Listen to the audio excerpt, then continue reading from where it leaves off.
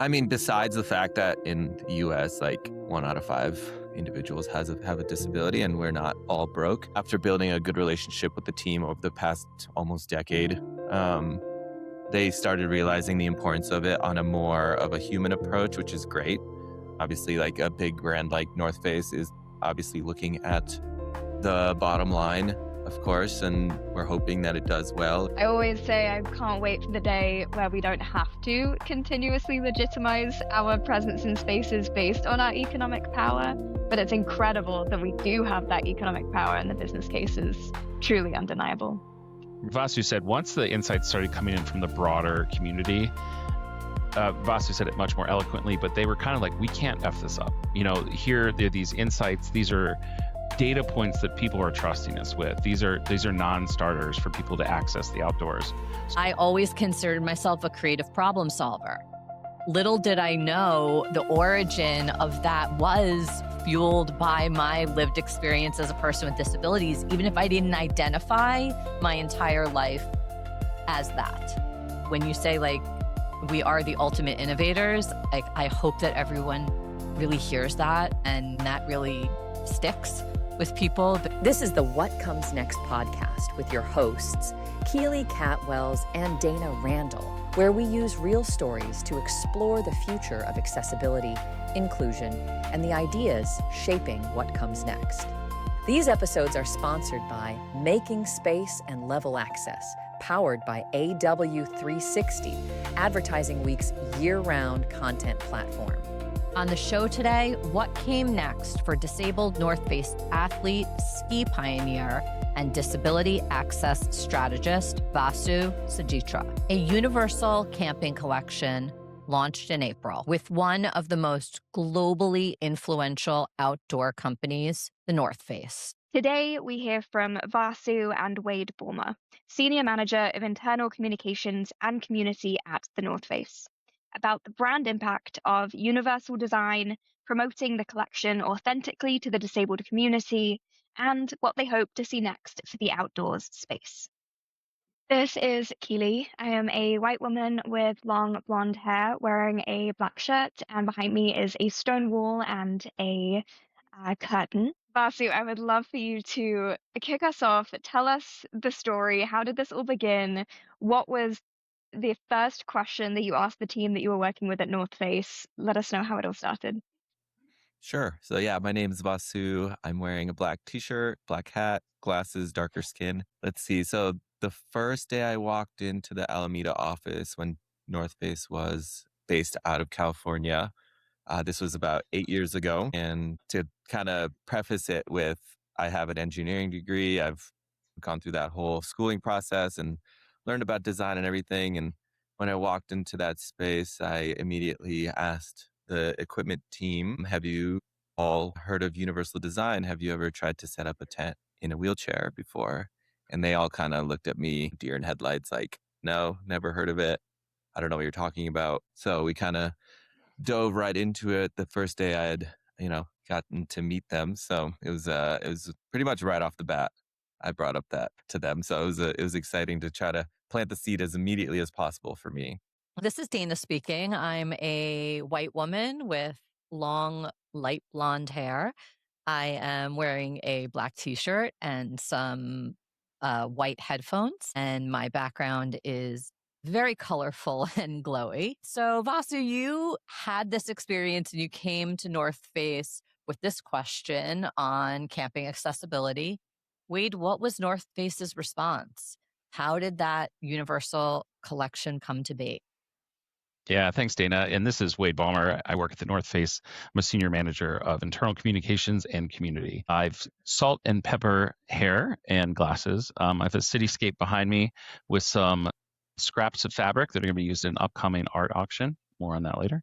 And yeah, to answer your question, I think the team, the equipment and accessories team, which was who Vasu was meeting with, they were excited and they were baffled and they were a little bit scratching their heads because this was a simple question, but it was a deep question. And so I think that really was what sparked it, and the curiosity of the team about, how do we explore what this really means? And then, to fast forward a little bit, I think it accelerated over those first few years. And, the brand moved to Denver. There was some disruptions. COVID hit. But the question is sort of like that next came to the table was, is this an accessibility capsule or is it a universal collection? And, and it was Vasu who helped articulate back that really for this to have a broader impact, the considerations need around universal design and how to make it really a product capsule for everybody and not a specific audience specifically. For those that don't necessarily know about universal design, what is that? Could you explain that to listeners? Yeah, it's so universal design it's a series of principles, and it's approach how you do anything in the world, whether it's web design, whether it's product design, whether it's city design, right? And it's these core principles of how you open up barriers for everyone. Those tenets are what the brand had to learn very early on for those considerations. So how you look at everything from all facets of universality to make sure that it is as barrier free as possible. Yeah, I mean, and to add on to what Wade is saying, a lot of universal design is designed with disabled people in mind, along with disabled designers as well. So, I always bring it back to like texting is a common universal design feature that was, please correct me if I'm wrong, Keely or Wade, believe it was in the 80s. And now obviously everyone's using it throughout the world. So, it's like it comes from primarily the deaf community, and now everyone's using it. So a lot of the focus around the universal design product line for us was definitely involving not just the adaptive athletes on the team, but also the broader disabled community. We started learning that the insights, those connections became clear very quickly. And I'll give you an example of one of the first insights we learned was the tent threshold, the barrier that keeps out creepy crawlies from the bottom of the tent, or, that water, et cetera, whatever it may be. But that's a no-go for a person using a lot of mobility devices, particularly a wheelchair. And so when the team looked at that and they thought, okay, can we eliminate this or make it crushable? As they started talking about that insight and then just sharing it with parents among the team or to the broader community, parents with toddlers would say, please, like I try to take my child out for their first time camping. They face plant every time they trip on that thing. And so that's the perfect example, just like the curb cut on a sidewalk, right? It was built for people with disabilities, but now benefits everybody, strollers, people that, have mobility devices, whatever it may be. So it's a solve for one group that solves for all. And so really quickly, it was easy to accelerate because you saw like, oh, wait, we all hate zippers, turns out, or whatever the other pain points may be. Vasu, once the project got the green light, take us through a little bit what that design process was like. I could imagine you presented North Face with challenges and they had to think about things in a different way, but can you talk a little bit about the design process and really how you approached it and its ability to really expand the brand's reach? Yeah, definitely. And this kind of comes back full circle to Keely and her talent agency that I had signed with during COVID. Is that correct, Keely? Was that in like I believe so. 2020? Yeah, I think Um, so. and so during that time, I mean, North Face was still in a flux. They were still rehiring people and trying to get, all the seats filled on their design teams and innovation teams, all the teams. And I was still bringing it up, and we brought in a consultant to talk with them where I was kind of co-leading the pitch with her to try to, keep the momentum moving and maybe get that green light sooner than later. And I mean, I think that definitely caught the team off guard a little bit. And there was definitely a lot more intentionality put on this now final design because of that initial conversation, because there were so many moving parts and so many things to consider. So, I mean, it definitely broadened their perspective when we brought that into the mix. And then from there, I think, the internal team started trying to figure out how to best work within their budget constraints. And they didn't move with the consultant we brought in, but they did move with another organization to kind of help alleviate the cost a little bit more. So at least that was kind of I feel like a bigger catalyst in the conversation that I was having with the design team to get this to go to market.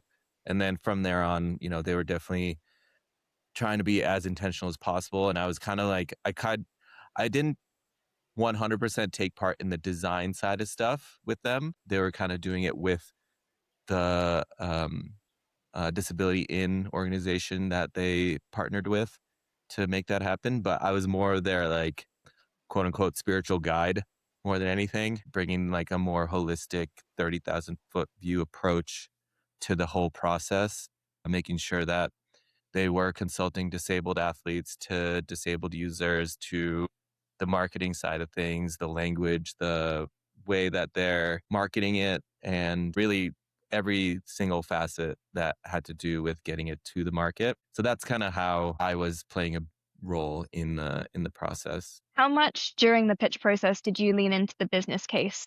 And do you have any specific stats that you were leaning into? I mean, besides the fact that in the US, like 1 out of 5 individuals have a disability and we're not all broke, that was definitely a part of it.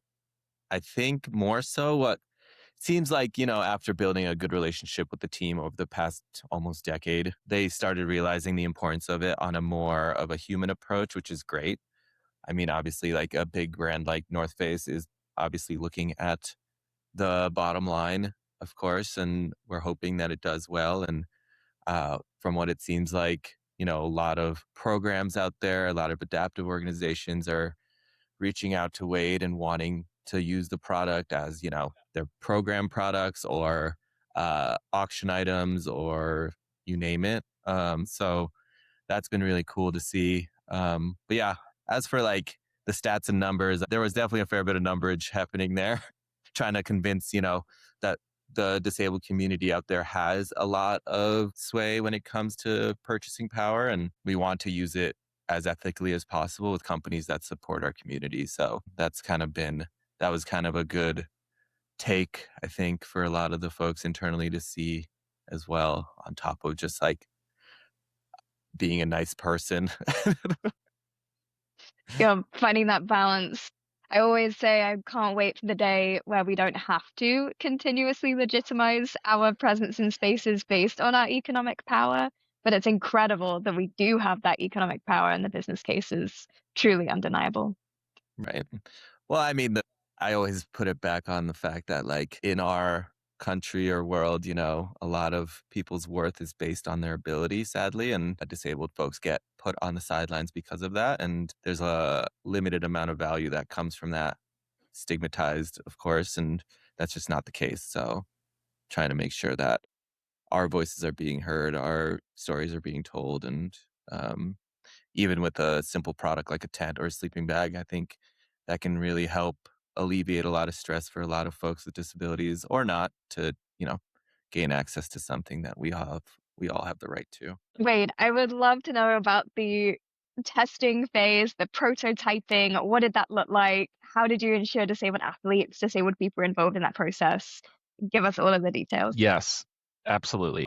For testing and prototype, I think the team, like Vasu said, once the insights started coming in from the broader community, Vasu said it much more eloquently, but they were kind of like, we can't F this up. Here, there are these insights. These are data points that people are trusting us with. These are non-starters for people to access the outdoors.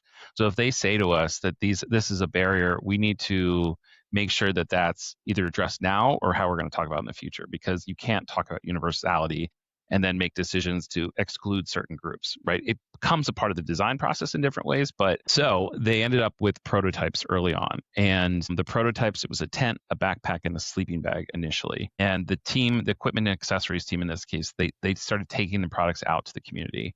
The Adaptive Climbers Festival in Kentucky was a critical space. It's a 4-day climbing festival, brings in folks with all sorts of disabilities, new to climbing, experienced climbers, new to the outdoors, experienced pros in the outdoors, all gamuts, and their caregivers as well, and their family members. And so the North Face was embedded there for 3 years during the insight process, bringing prototypes each year, saying, break them, use them this week, what works, what doesn't.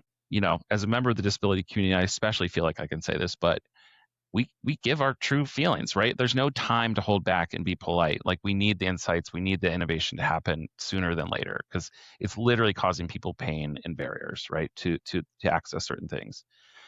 And so, the team realized, like, let's accelerate on this quickly. There's a brilliant picture somewhere of a tent.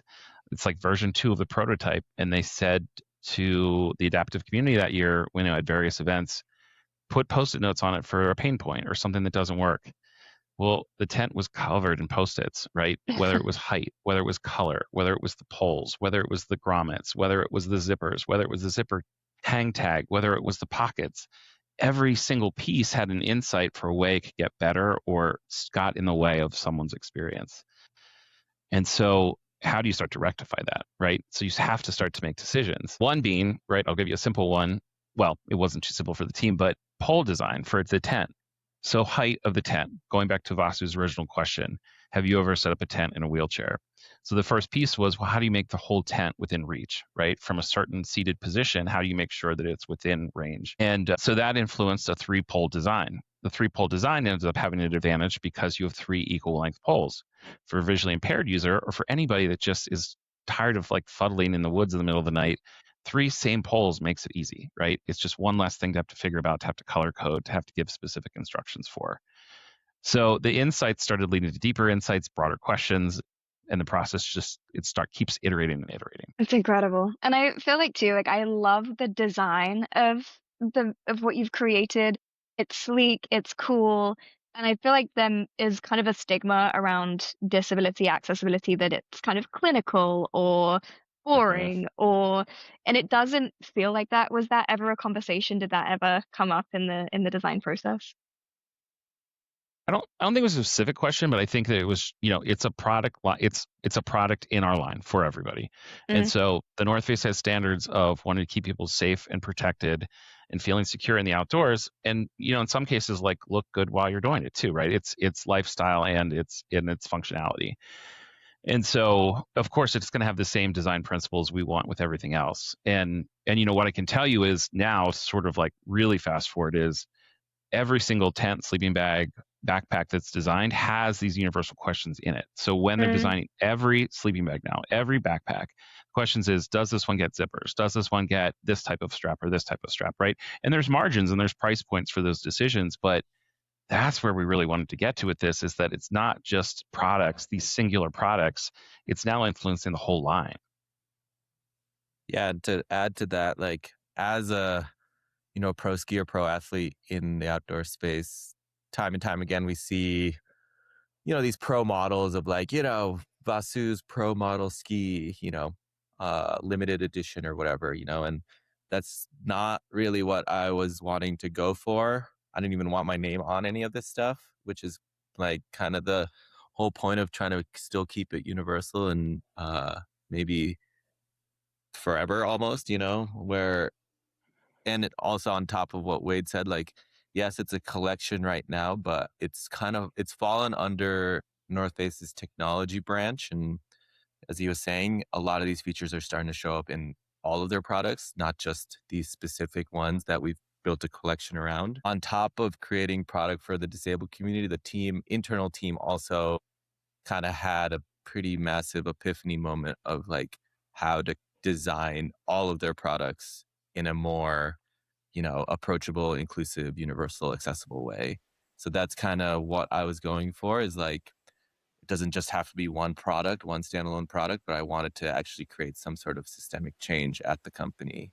That's a really great segue to a question, or kind of an area of questioning that I have, because Vasu, when you said like, you don't even want your name on this, you don't want this overly even branded as a collection for people with disabilities, I want to be mindful of where this podcast is being distributed through Advertising Week and who the audience is. And there's obviously a big focus on advertising and marketing.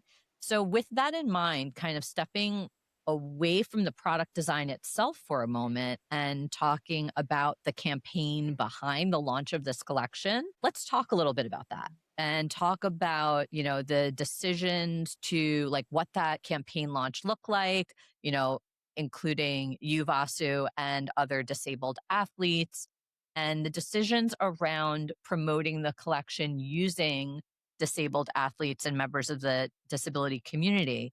I think, why was that important, and how do you feel that hiring disabled athletes for marketing campaigns has helped you meet the campaign goals, especially with these things in mind, that you wanted to have this collection viewed more broadly, but also really honor why it was created?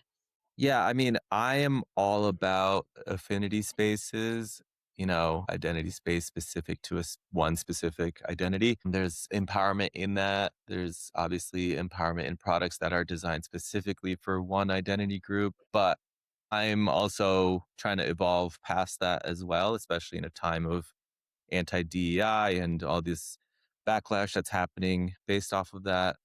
I'm also in the mindset of building integrated products that not only highlight these specific identities, but also put them at the forefront more than anything. And that's the idea around this product line is it's not, again, just made for disabled people. Like we designed it, we helped design it, we helped get it to market, we have representation in the marketing material, but it's fully integrated into not only the North Face product line entirely, but it's fully integrated into any outdoor gear that North Face is trying to create as well. So I guess that to put it simply, like I'm a little over the separate but equal model, and I'm more into the integrated. Like disabled people are everywhere in our society, and no matter how hard people try to avoid them, we're gonna be here for ever. And we have been here forever. And this is just another way to highlight it in a way that's a bit more inclusive and just, yeah,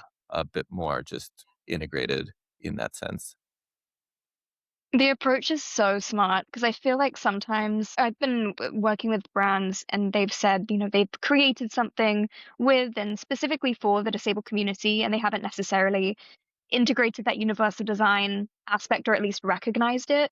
And they've been so hesitant to put marketing spend behind it because they don't fully understand or know the community. And then the product doesn't do super well because no one really knows about it. Disabled people don't really trust that brand. So I think the way that you've approached Mhm. this is so smart and it creates that flywheel of success.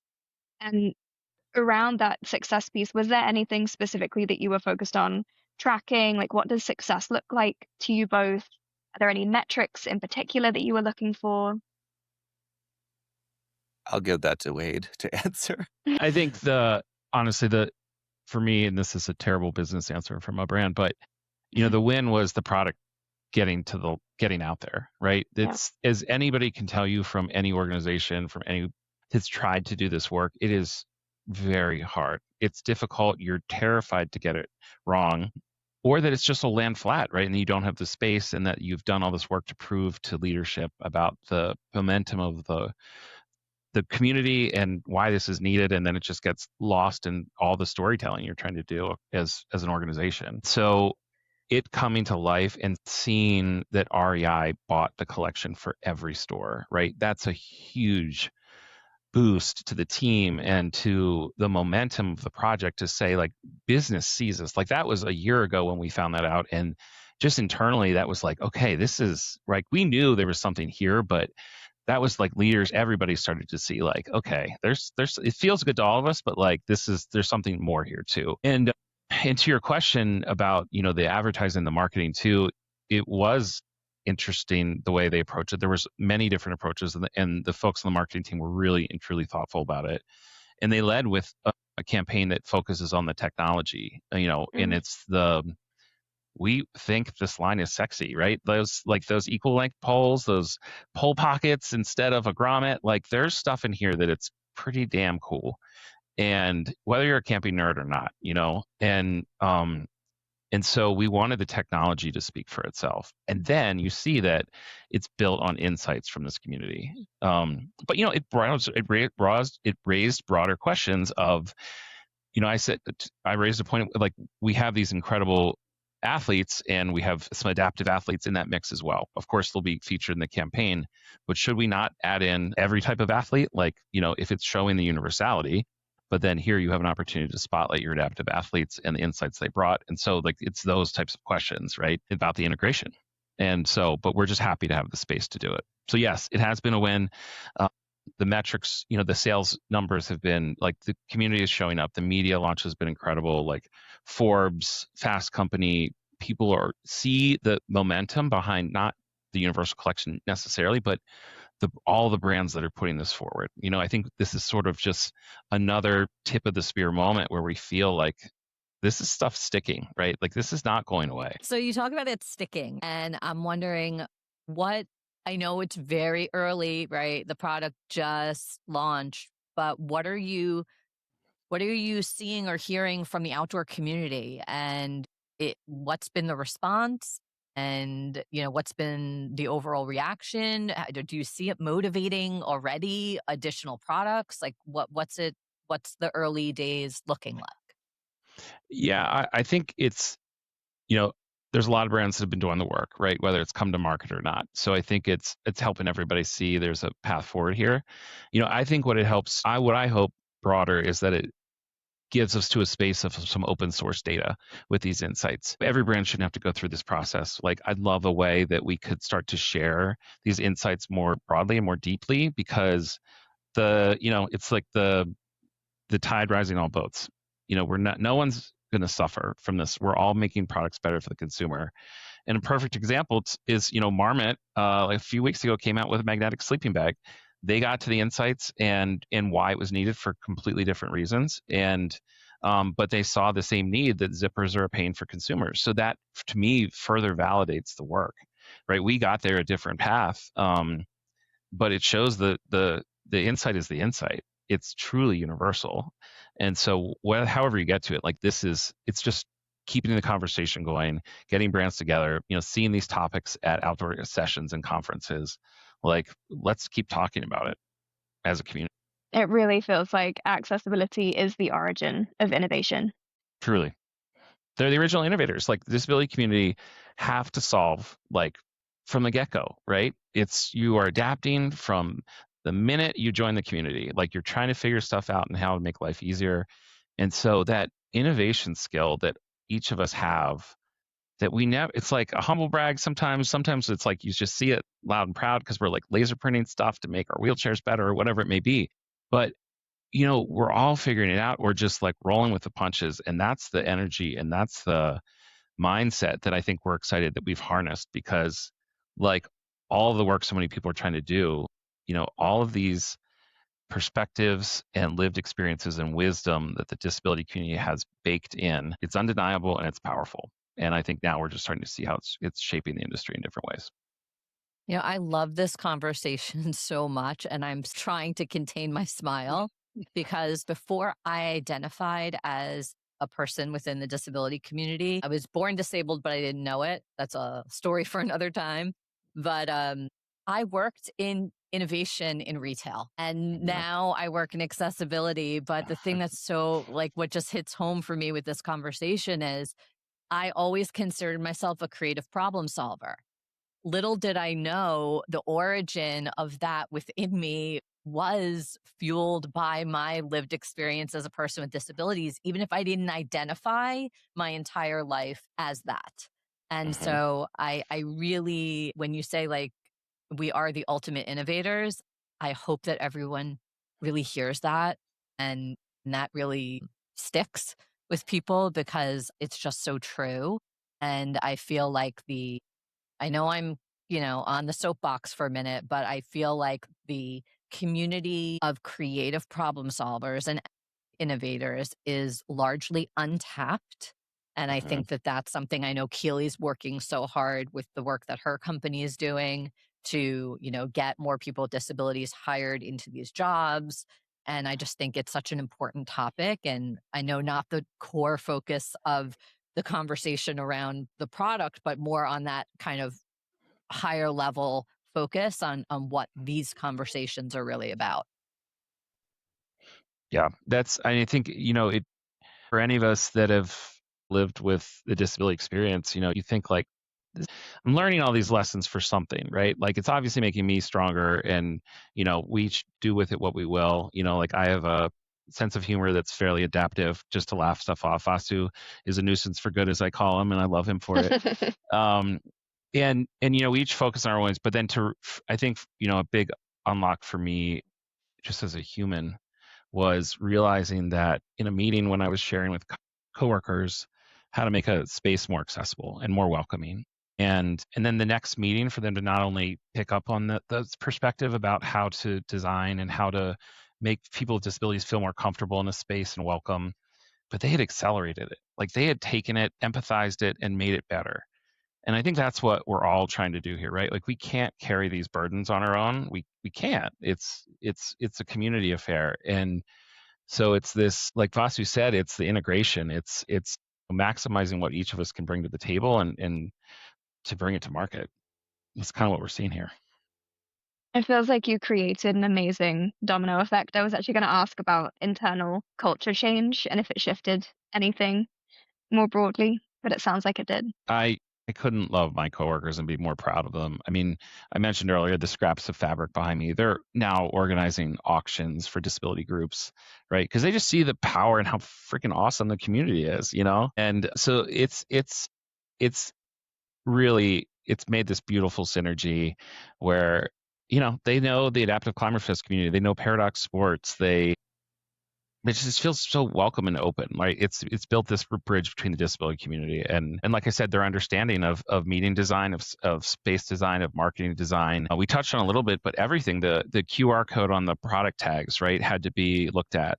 The website design, just video, audio descriptions, and how do you set it? How do you give a person instructions on how to set up a tent in the woods? We know when it's different members of the community.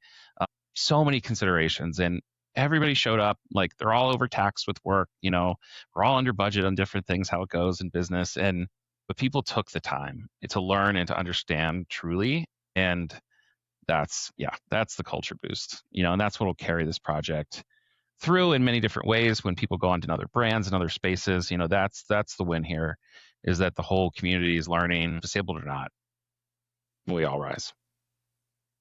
It's amazing. And I think it also really speaks to what you mentioned earlier in Vasu. I wanted to come back to you around, you didn't want your name necessarily just to be you, or like you mentioned open source. We want people to copy these amazing ideas. We want everyone to implement universal design and these new innovative features, and such an awesome approach. What would you say to brands who may struggle with the concept of open sourcing something? I mean, it seems kind of scary to give away your intellectual property. But I mean, we want some sort of competition. I want some sort of competition within this kind of design space, of course, just to make sure the products get better and better and people seek us out over our competitor who's making something maybe similar. So that's kind of the case, right? We can't be the standard. I mean, I feel like North Face is the standard in so many different ways, but obviously there's so many other companies that are creating amazing outdoor products. So it's making that baseline even higher. So that's kind of the idea, is to just make these products better. Obviously with that, it would make them less expensive as well and provide more opportunities for folks.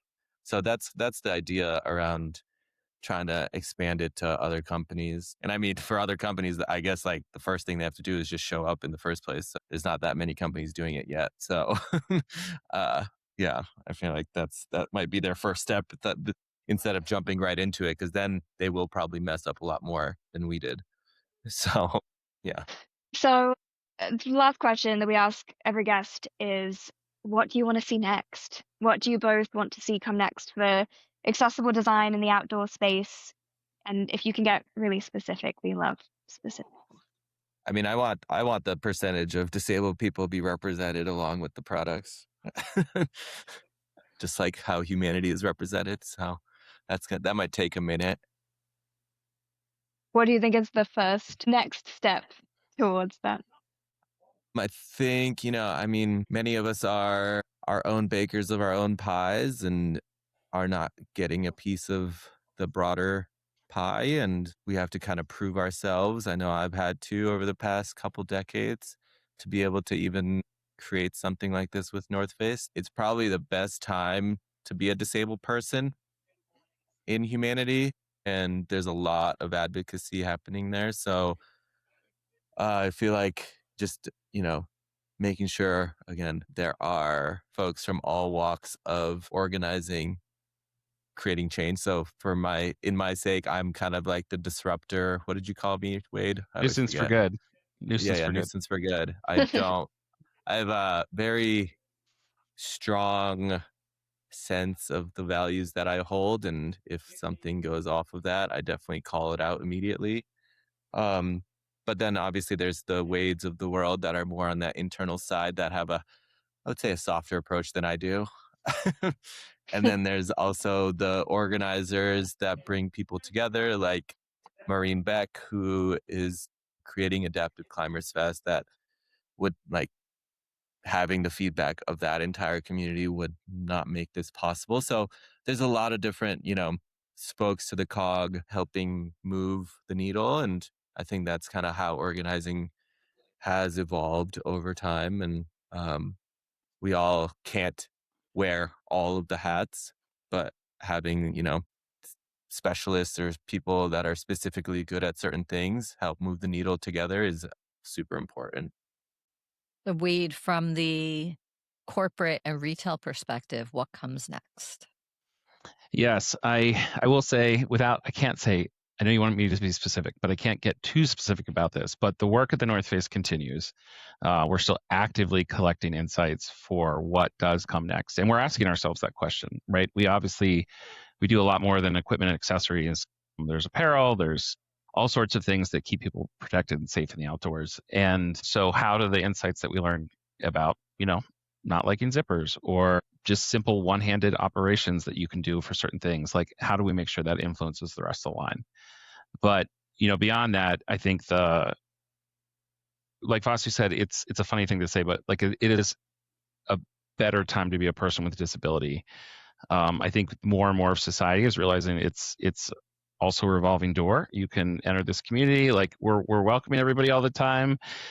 People want to get out too. That's fair. But like, it's a space that's always everybody has access to, whether they want to or not. And so hopefully with that comes empathy and understanding, and what the work that so many orgs and groups are doing to try to just get people to understand that simple fact that like, hey, we figured a lot of stuff out. Like, just ask us. And so that's really what I'm most excited about. Amazing.